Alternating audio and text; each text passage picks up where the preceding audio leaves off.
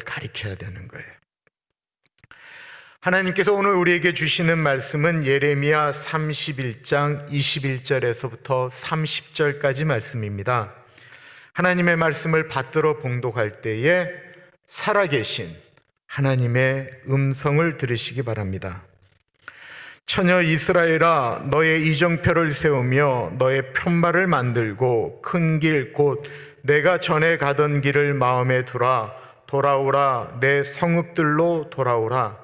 반역한 딸아, 내가 어느 때까지 방황하겠느냐? 여호와가 새 일을 세상에 창조하였나니 곧 여자가 남자를 둘러싸리라.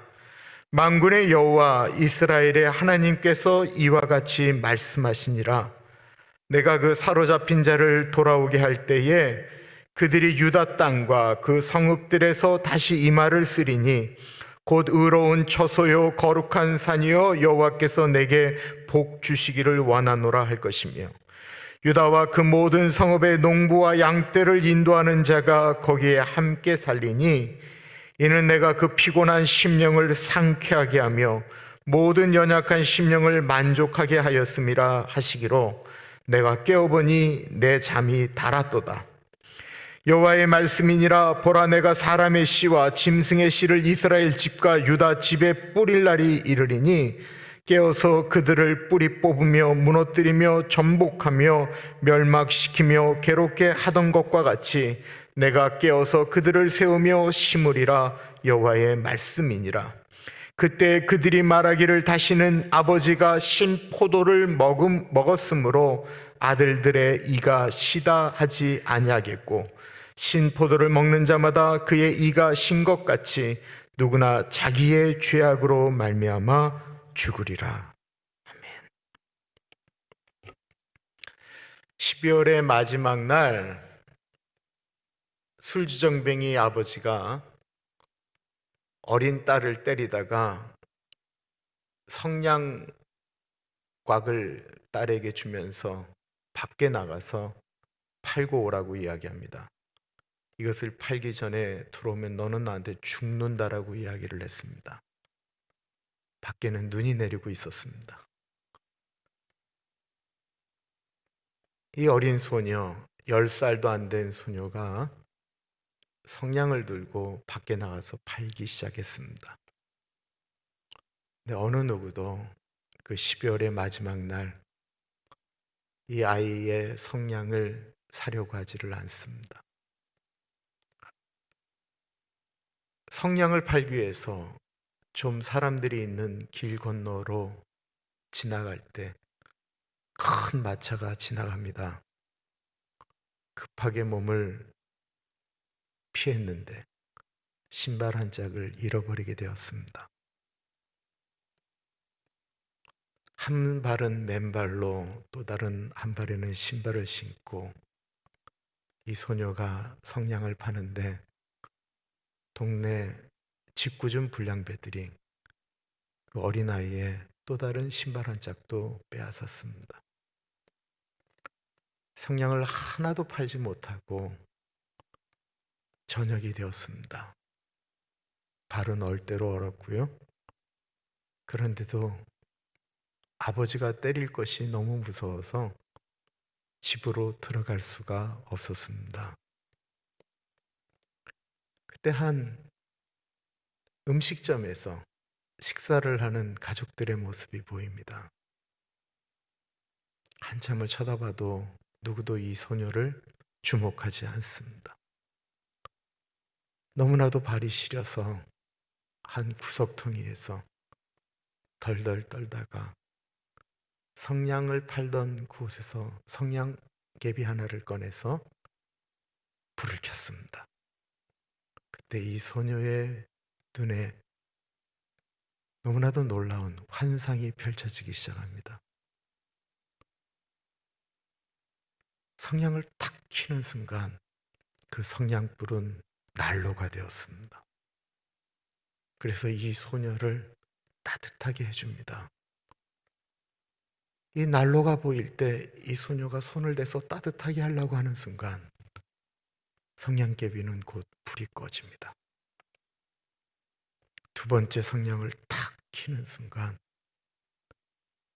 이 아이가 그렇게 먹고 싶어 하던 음식이 펼쳐져 있는 식탁이 눈에 보입니다. 그 식탁에 있는 음식을 집으려고 하는 순간 성냥개비의 불이 꺼집니다. 세 번째 불을 켜는 순간 우리 집에도 이런 것이 있었으면 좋겠다라고 했던 크리스마스 추리가 앞에 펼쳐집니다. 그 크리스마스 위에 있던 아름다운 별이 갑자기 소녀의 머리 위에서 올라가서 별똥별이 됩니다. 이때 소녀가 이렇게 얘기하죠. 별똥별이 떨어지는 건 누군가가 죽었다라는 건데 오늘 누가 죽나? 네 번째 성냥개비를 켜는 순간 살아계실 때 그렇게 이 아이를 이뻐했던 외할머니의 모습이, 인자한 모습이 이 소녀를 찾아옵니다. 이때부터는 소녀가 두려워하기 시작합니다. 이 성냥개비가 꺼지면, 성냥불이 꺼지면 외할머니가 없어질 것 같아서 이 개비가 꺼지기 전에 소녀는 또 다른 성냥개비를 켭니다. 또 켭니다. 그러면서 외할머니한테 얘기합니다. 할머니 얼굴에 그 행복 어디 가면 나도 얻을 수 있어? 계속 성냥개비를 켜는 동안 외할머니는 이 소녀를 데리고 하늘나라에 올라가서 죽은 엄마를 보여줍니다. 그렇게 소녀는 성냥개비를 켜면서 외할머니와 엄마와 만나게 됩니다. 새해가 되었습니다. 지나가던 사람들은 한 어린아이가 웃으면서 얼어 죽은 것을 보게 됩니다. 그 앞에는 성냥개비가 타담한 것들이 수북이 쌓여 있습니다. 사람들은 이 소녀가 왜 웃으면서 죽었는지를 모릅니다. 아시는 것처럼 안델센이 쓴 성냥팔이 소녀의 이야기입니다. 희망이 없는 이야기 같죠?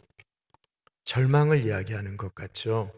18세기 산업혁명이 일어난 다음에 아이들이 그렇게 밖에 나가서 일을 해야만 했었습니다. 그런데 이야기는 소망이 없는 이야기라고 해석이 되지만 실제로는 그렇지 않습니다. 이거는 안델센의 엄마 이야기입니다. 그 엄마가 어릴 때부터 그렇게 고생을 하면서 살았습니다. 이 엄마가 그런데 믿음의 사람이었습니다. 이 안델센의 엄마는 안델센에게 그런 얘기를 해주면서 소망을 심어주었습니다. 안델센의 아버지는 일찍 죽었습니다. 그래서 안델센도 이 성냥팔이 소녀처럼 어릴 때부터 나가서 일을 해야만 했습니다. 우리가 보는 것처럼 이 성냥팔이 소녀의 모습에 아무런 소망이 없고 죽어야만이 행복한 곳으로 가는 것인가 라고 하는 것이 아니었습니다. 안델센이 이야기하고 싶은 건 꿈을 먹고 살아가는 사람에 대한 이야기를 하고 싶었던 것입니다. 그리고 안델센은 그 성냥팔이 소녀처럼 살았지만 그런 어린 아이들에게 꿈을 심어주는 동화 작가가 되었습니다. 우리가 아는 것처럼, 우리가 지금 계속 보고 있는 것처럼 유다에는 소망이 없는 것 같았습니다. 더 이상 싸울 능력도 힘도 없습니다. 도와줄 사람도 없습니다. 그래서 예레미야는 외쳤습니다. 더 이상 바벨론에 싸우지 말고 바벨론에 항복하는 것이 우리가 살 길입니다. 어느 나라가 어느 나라의 주권을 어느 나라에 줘야 된다라는 얘기가 얼마나 슬픈 얘기예요? 그 얘기에 절망하고 있는 민족들에게 예레미야가 소망을 이야기합니다. 그것은 바로 회복의 메시지였습니다. 말씀 보도록 하겠습니다. 처녀 이스라엘아, 너의 이종표를 세우며 너의 편말을 만들고 큰 길 곧 내가 전에 가던 길을 마음에 두라. 돌아오라. 내 성읍들로 돌아오라. 반역한 딸아, 내가 어느 때까지 방황하겠느냐? 여호와가 새 일을 세상에 창조하였나니 곧 여자가 남자를 둘러싸리라. 이스라엘을 처녀로 묘사하고 있습니다. 시집도 못 간 여자들이, 그 민족이, 이 민족을 그렇게 얘기하는 거예요. 이들이 바벨론으로 끌려가는 거예요. 신발도 신겨지지 못한 채 그 긴 모래사막을 건너가서 바벨론으로 끌려갑니다. 소망이 있었겠어요? 다들 머리를 땅에 쳐박고 가고 있습니다. 소망이 끊어진 거예요. 우리는 끝났다라는 거예요. 나는 더 이상 결혼할 수도 없다라는 거예요. 그래서 그냥 땅만 바라보고 가고 있을 때 하나님이 말씀하시는 거예요. 고개 들어라. 너희가 지금 걸어갔던 그 길을 돌아올 텐데, 돌아올 때 그 이정표를, 그 길을 잃어버리지 않기 위해서 그 길을 기억해라. 하나님의 말씀이, 우리가 어떤 어려움과 아픔을 겪을 때 꼭 기억해라. 하나님께서 우리와 분명히 같이 하실 텐데 그때 그 같이 하심의 그 길을 잊지 말라고 말씀하고 있는 것입니다. 또한 우리가 어려울 때 하나님께서 우리와 함께 하셨던 그것을 절대로 잊지 말라고 말씀하고 있는 것입니다. 그러면서 말씀하세요. 내가 새 일을 이 세상에 창조하였다라고 말씀하십니다. 그리고 그 세상은 여자가 남자를 둘러싸리라고 말을 합니다. 이게 예레미야의 굉장히 난해한 구절이에요. 그래서 해석이 굉장히 많아요. 둘러싸다라고 하는 이 말은 보호하다, 끌어안다라고 하는 뜻이거든요. 그럼 보통 남자가 여자를 끌어안아야 되는데 이게 무슨 뜻인가? 일반적인 것으로 말씀드릴게요. 이스라엘의 딸이라고 이야기했잖아요. 그러니까 이 여자는 이스라엘이에요. 이스라엘이 회복되어서는 하나님을 찾아가 않는다라는 거예요. 하나님을 떠났던 이스라엘이 주께로 돌아와서 주님을 앉는 것입니다. 제일 좋은 회복은 하나님 아버지께로 돌아가는 것입니다. 아버지를 배신한 탕자가 있었지요. 아버지를 배반하였습니다. 아버지가 죽지도 않았는데 아버지 재산을 죽으면 가져가지도 못할 건데 그 재산 달라고 했던 나쁜 사람입니다. 이거 이제 참고하시라는 말씀이에요. 꼭 그렇게 하라는 말씀은 아니지만 꼭 참고하세요. 요즘 5대 바보 남자가 있어요. 5대 바보 남자. 첫째, 바보. 자식에게 재산 물려주고 용돈 받아 쓰는 사람이 첫 번째 바보랍니다. 아멘. 둘째, 이 더 바보예요. 아내에게 재산 다 주고 용돈 받아 쓰는 남자. 아멘. 셋째, 재산이 아까워 쓰지 않고 있다가 먼저 주고 아내만 쓰게 하는 사람. 넷째, 친구들과 밥을 먹고 있는데 나 손주 픽업 가야 돼. 그리고 일어나는 사람. 다섯째, 자식들이 1년에 한 번 올까 말까 하는데 자식들 불편할까 봐 방 많은 집 지키고 있는 바보.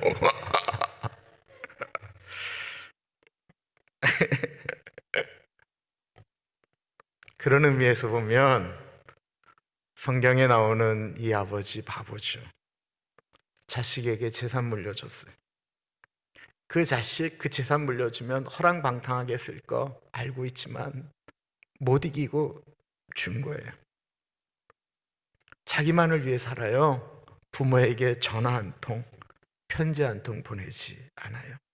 늘 자기 것만 생각하고 살았던 사람이에요. 그런데 그 아들을 보내고 이 아버지가 이사를 못 가는 거예요. 저쪽이 가면 더 좋다라고 이야기하고 저쪽이 개발되면 좋다라고 이야기하고 여기는 낙후되어 가는데도 그 아버지가 이사를 못 가는 거예요. 사람들이 이사 가십시오, 저쪽 가야 더 좋습니다 라고 이야기하는데 이사를 못 가는 거예요. 왜 못 가요? 아들이 돌아올 걸 기다리니까 딴 데로 이사를 못 가는 거예요. 그러던 어느 날 거지가 된 아들이 이 아버지를 찾아오지요. 우리 하나님 아버지는 늘 그 자리에 계십니다. 안 보이는 것 같은데요. 오늘 설교 제목처럼 구름 뒤에 늘 태양이 빛나듯이 안 보이는 것 같지만 하나님은 늘 그 자리에 계십니다. 그럼 하나님께로 돌아온 사람들의 상태는 어떨까요? 23절 보겠습니다. 만군의 여호와 이스라엘의 하나님께서 그와 같이 말씀하시니라. 내가 그 사로잡힌 자를 돌아오게 할 때에 그들이 유다 땅과 그 성읍들에서 다시 이 말을 쓰리니 곧 의로운 처소요 거룩한 산이요 여호와께서 내게 복 주시기를 원하노라 할 것이며.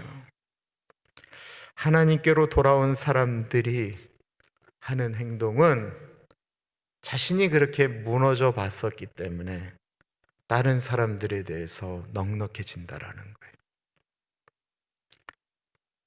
하나님이 여러분과 함께 계십니다 라고 하면 축복한다라고 나와 있습니다. 어려움을 경험해 보았던 사람들, 아픔을 경험했던 분들이 하나님 안으로 들어오기 시작하면 그들은 다른 사람에게 넉넉함으로 샬롬, 평화를 이야기한다라는 것입니다. 아픔을 겪어보니 다른 사람들이 보이는 것입니다. 다른 사람들의 아픔을 자기가 안 아플 땐 몰랐는데 자기가 아파 보니까 다른 사람의 아픔이 보이는 거예요. 자신이 겪어보았기 때문에 그들의 아픔에 공감하는 것입니다. 그 마음 가운데 고백하는 것이 하나님이 같이 하기를 원한다라는 것입니다. 요즘 묵상하면서 여러분들에게 정말 자주 하는 말씀이 있습니다. 그것은 내가 은혜 받아서 내가 하나님 때문에 행복하다면 나 혼자 행복하지 말자라는 거예요. 내가 그 행복을 나눠주자라는 거예요. 내가 주님과의 관계가 좋아져서 내가 행복하다면 분명히 옆에 있는 사람도 행복해야 되는데, 내가 하나님 믿는다고 하면서 내가 이기적이면 주변에 있는 사람들이 아프다라는 거예요. 내가 갖는 행복이라고 하는 것은 내가 이기적으로 편해서 얻는 행복이 아니다라는 것입니다. 그리고 하나님 앞으로 자꾸 나아가게 되면요, 미움도 사라지게 됩니다. 왜 그럴까요? 치유되기 때문에 그렇습니다. 미움도 사라지게 되면요, 잠도 잘 자게 됩니다. 25절, 26절 보겠어요? 이는 내가 그 피곤한 심령을 상쾌하게 하며 모든 연약한 심령을 만족하게 하였음이라 하시기로 내가 깨어보니 내 잠이 달았더라. 예레미야는 눈물의 선지자라고 하지요. 그는 조국을 바라보니까 울 수밖에 없었습니다. 앞이 깜깜한, 앞에 언급한 성냥팔이 소녀와 똑같은 현실입니다. 하나님, 소망이 없습니다. 지도자들은 하나님께로 돌아가려고 하지를 않습니다. 회복이 불가능합니다 라고 기도하다가 울며 잠이 들었는데, 잠을 잘 때 하나님께서 예레미야를 만지셨습니다. 예레미야에게 소망을 주기 시작했습니다. 예레미야는 하나님의 약속의 말씀을 붙들었습니다. 그러자 그 잠이 깊고 달았다라고 표현하고 있습니다. 눈을 또 보았습니다. 달라진 게 없었습니다. 현실은 똑같았습니다. 그러나 하나님의 약속의 말씀을 받은 사람은 오늘 우리가 살아가는 이 오늘에 대한 해석이 달라지는 거예요. 예수 믿는 사람들이 해석하는 오늘과 미래는 예수 안 믿는 사람들이 해석하는 오늘과 미래에 대해서 달라야 된다는 것입니다. 예수 안 믿는 사람들은 오늘이 있기 때문에 내일이 있다라고 이야기합니다. 오늘 죽어라고 열심히 일하고 애쓰고 노력해야 내일이 있다라고 이야기합니다. 그래서 내일을 위해서 오늘을 죽도록 삽니다. 그래야 내일이 있기 때문에 그렇습니다. 맞는 얘기죠. 그러나 예수 믿는 사람들은 내일이 있기 때문에 오늘을 사는 거예요. 주님이 약속하셨던 그거를 바라보면서 오늘이 아무리 형편없다 할지라도 하나님이 함께 하실 내일을 기대하면서 오늘을 살아가는 것입니다. 그래서 예수 믿는 사람들은 힘들어도 오늘이 행복해야 되는 거예요. 포로로 끌려가는 유대인들에게 예레미야가 외쳤던 것은 하나님이 회복하실 그날을 기대하며 오늘 우리에게 주어진 것에 대해서 최선을 다하자라는 것입니다. 설령 내 기도가 응답되지 않고 포로로 갈지라도 하나님이 약속하신 회복의 그날을 기대하며 오늘 하루하루를 그 현장을 열심히 살아가라는 것입니다. 이것이 바로 하나님의 말씀입니다. 하나님이 같이 하시기 때문에 폭풍우가 칠 때 제자들하고 예수님이 폭풍우 치는 갈릴리 바다를 건너가게 되셨어요. 예수님은 얼마나 피곤한지 그 폭풍우 치는데도 고물에다 머리를 박고 그냥 쿨쿨 주무시고 계세요. 예수님은 주무시고 제자들은 그 폭풍우를 이기기 위하여 노를 저면서 애쓰고 노력합니다. 아무리 노력해도 안 됩니다. 그러자 제자들이 예수님을 깨웁니다. 예수님, 우리가 죽게 된 것을 왜 안 돌아보십니까? 아무리 노력해도 안 되자 예수님을 깨웁니다. 그때서야 예수님이 깨어나셔서 폭풍아 잠잠해? 그랬더니 싹 잠잠해지셨다는 얘기예요. 그러면서 제자들에게 왜 믿음이 적은 자들아 의심하느냐라고 말씀하셨어요. 그렇다면 예수님하고 폭풍우 임하는 뱃속에서 제자들이 아무것도 안 하는 것이 옳은 것일까요? 옛날엔 제가 이렇게 기도했어요. 예수님 자면 나도 잠자야지. 그러다 예수님이 실눈 뜨고 야, 너 이 폭풍우 치는데 배 걱정 안 되냐? 그러면 걱정하는 예수님이 알아서 하세요. 이런 믿음을 주세요 라고 했는데 다시 묵상해 보니까 그게 아니에요. 나는 폭풍우 가운데 열심히 노젓고 가는 것이 나의 일이에요.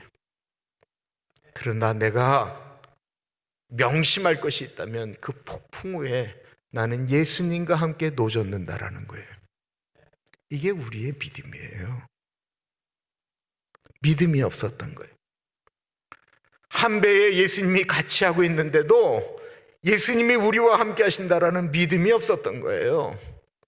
예수를 믿는데도 그 하나님이 우리를 위하여 죽으신 그 예수님이 우리와 함께 하신다라는 믿음이 없는 것, 그거 얼마나 슬픈 얘기입니까?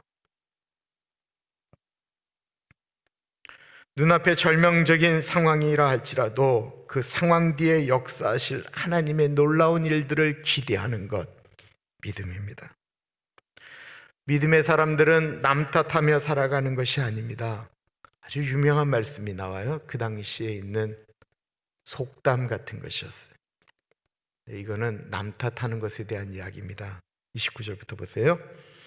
그때 그들이 말하기를 다시는 아버지가 신 포도를 먹었으므로 아들들의 이가 시다 하지 아니하겠고 신 포도를 먹는 자마다 그의 이가 신 것 같이 누구나 자기의 죄악으로 말미암아 죽으리라. 이스라엘은 나는 잘못한 것이 없는데 우리 조상들이 신 포도를 먹기 때문에 내가 지금 이가 시리다라고 이야기했다라는 거예요.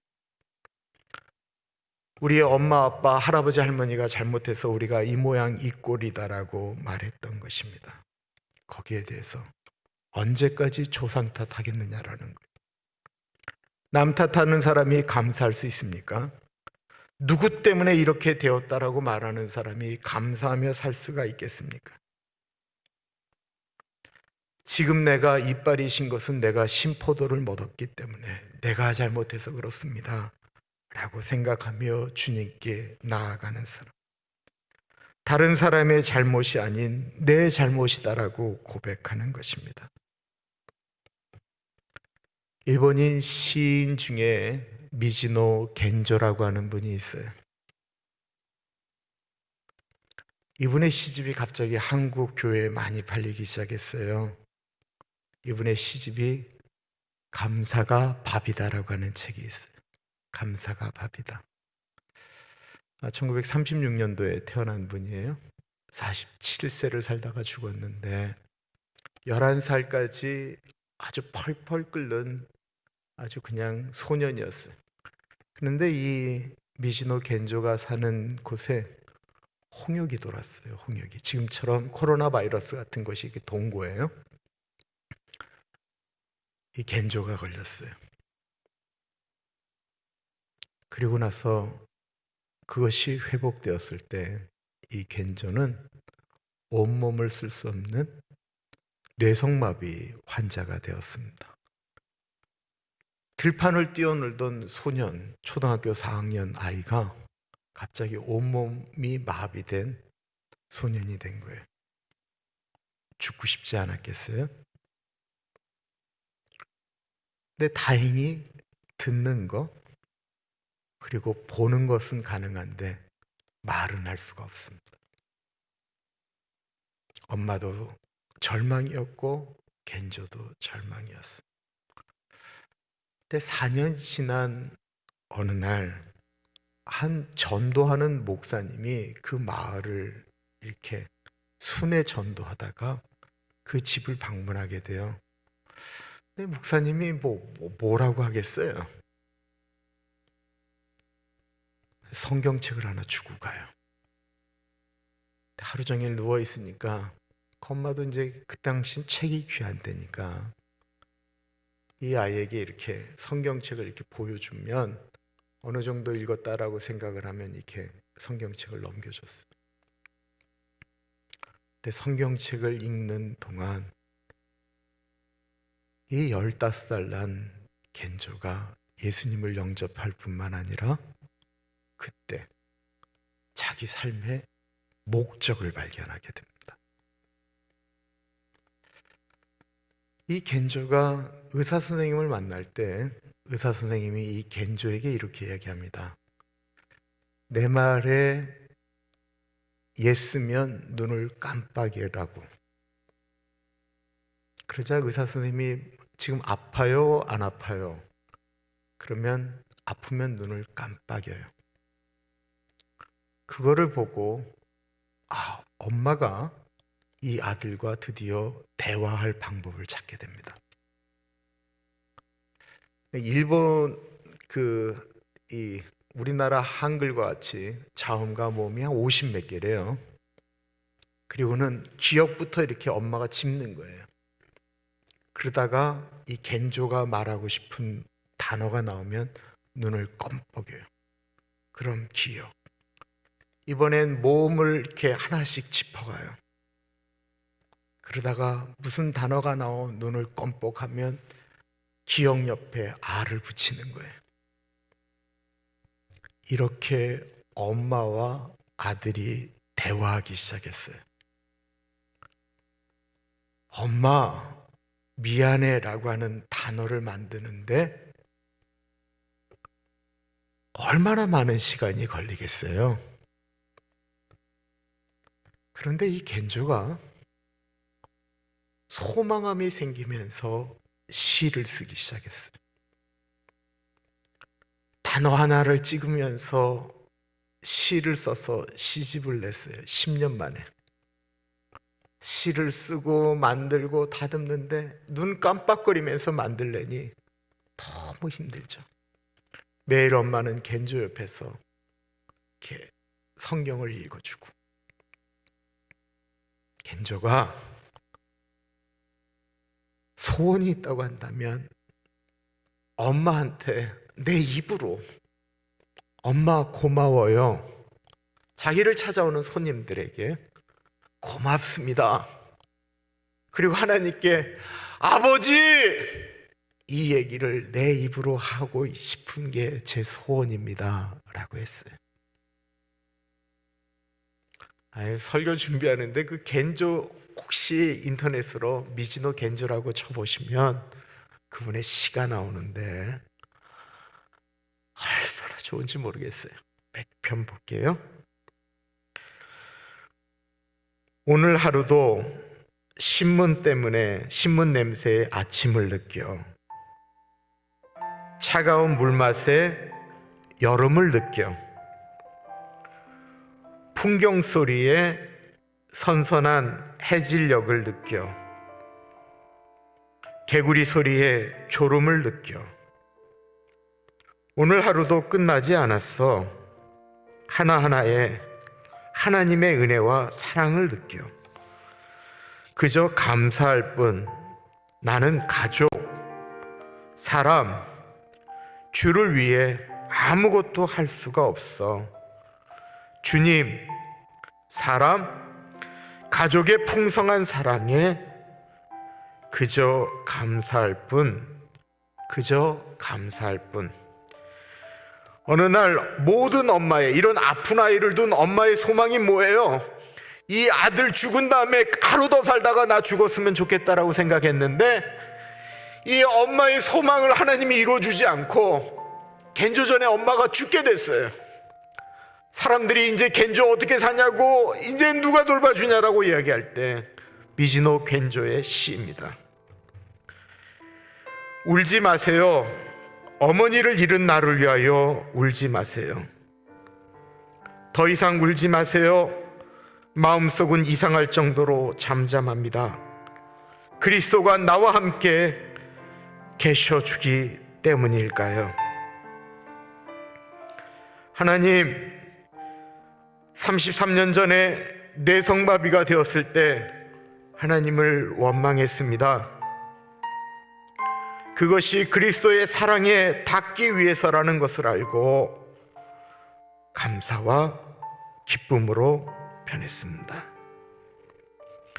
47년의 짧은 삶을 살고 1984년도에 세상을 떠났는데 이분의 삶을 그 NHK에서 방영할 때 너무나도 많은 사람들이 감동을 해서 비록 예수를 믿지 않아도 감사하는 삶이 무엇인가를 사람들이 고민하게 했습니다. 아무것도 할 수 없는데 자기가 할 수 있는 것이 하나가 있는데 그건 원망이 아닌 감사였다라는 것입니다. 누구와 누구를 비교하는 것 자체가 의미가 사실 없습니다.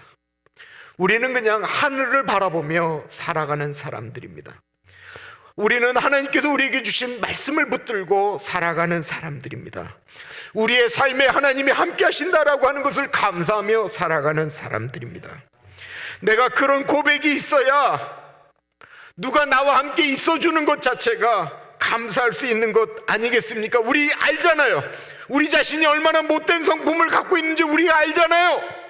그럼 나와 같이 살아주는 그 사람, 그거 고마운 거 아니에요? 그런 자식이 나에게 있는 것도 감사입니다. 아픔도 감사이고, 그래서 우리가 더 겸손해질 수 있습니다. 어두움에 묶여있지 마십시오. 절대로 어두움에 묶여있지 마십시오. 맨날 죽는다라는 소리도 하지 마십시오. 코로나 뭐 어쩌고 다 얘기를 해도 왜 맨날 예수 믿는 사람들이 죽겠다라는 얘기 해야 돼요? 왜 맨날 우리가 그런 얘기를 똑같이 다 해야 되느냐고요. 하나님이 그러라고 우리한테 이 땅에 예수님 보내주셨습니까? 우리가 희망을 이야기해야지. 구름 뒤에 태양이 빛나듯이 보이지 않는 우리 앞에 살아계신 하나님이 계십니다. 기도하겠습니다. 존귀하신 하나님 아버지,